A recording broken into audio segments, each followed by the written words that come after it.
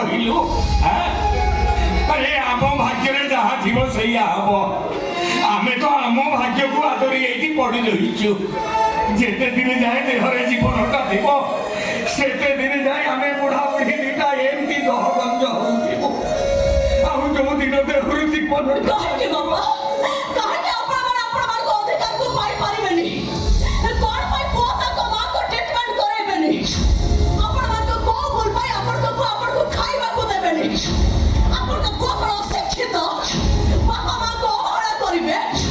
ଆପଣଙ୍କ ପୁଅ କଣ ଅନ୍ଧ ପର ମଣିଷ ମାନେ ବୃଦ୍ଧାଶ୍ରମ ଖୋଲି କେମିତି ଅବହେଳିତ ବାପା ମା ମାନଙ୍କର ସେବା କରୁଛନ୍ତି ସେ କଣ ଦେଖିପାରୁନାହାନ୍ତି?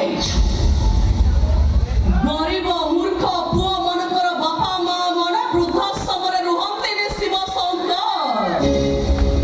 ବୃଦ୍ଧାଶ୍ରମରେ ରୁହନ୍ତି ତମ ପରି ଏମିତି ପାଠୁଆ ପୁଅ ମାନଙ୍କର ବାପା ମା ମାନେ। ଆରେ ତମ ପରି ଏମିତି ପାଠୁଆ ପୁଅ ମାନେ ବାପା ମାଙ୍କୁ ଖାଇବାକୁ ଦିଅନ୍ତିନି। ଆରେ ତମ ପରି ଏମିତି ପାଠୁଆ ପୁଅ ମାନେ ବାପା ମାଙ୍କୁ ପିନ୍ଧିବାକୁ ଦିଅନ୍ତିନି। ତାଙ୍କୁ ଘରେ ରଖେଇ ଦିଅନ୍ତିନି। ପ୍ରାଣୀ ଘୋଷରେ ନେଇ ବୃଦ୍ଧାଶ୍ରମରେ ଫୋପାଡ଼ି ଦେଇ ଆସନ୍ତି।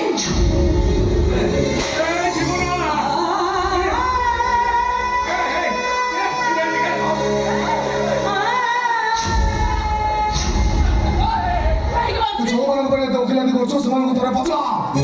ତାଙ୍କ ବଡ଼ ପୁଅ ଆଉ ସାନ ଝିଅକୁ କେତେ ପାଠ ପଢ଼େଇଛନ୍ତି ଆଉ ମୋତେ କେତେ ପାଠ ପଢ଼େଇଛନ୍ତି।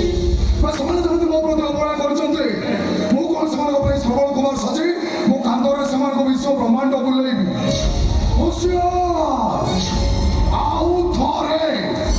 ଆଉ ଥରେ ମାନଙ୍କ ପାଇଁ ଓକିଲାତି କରିବା ପାଇଁ ଚେଷ୍ଟା କରେ ମାରିକି ତ ମୋ ଫଟୋ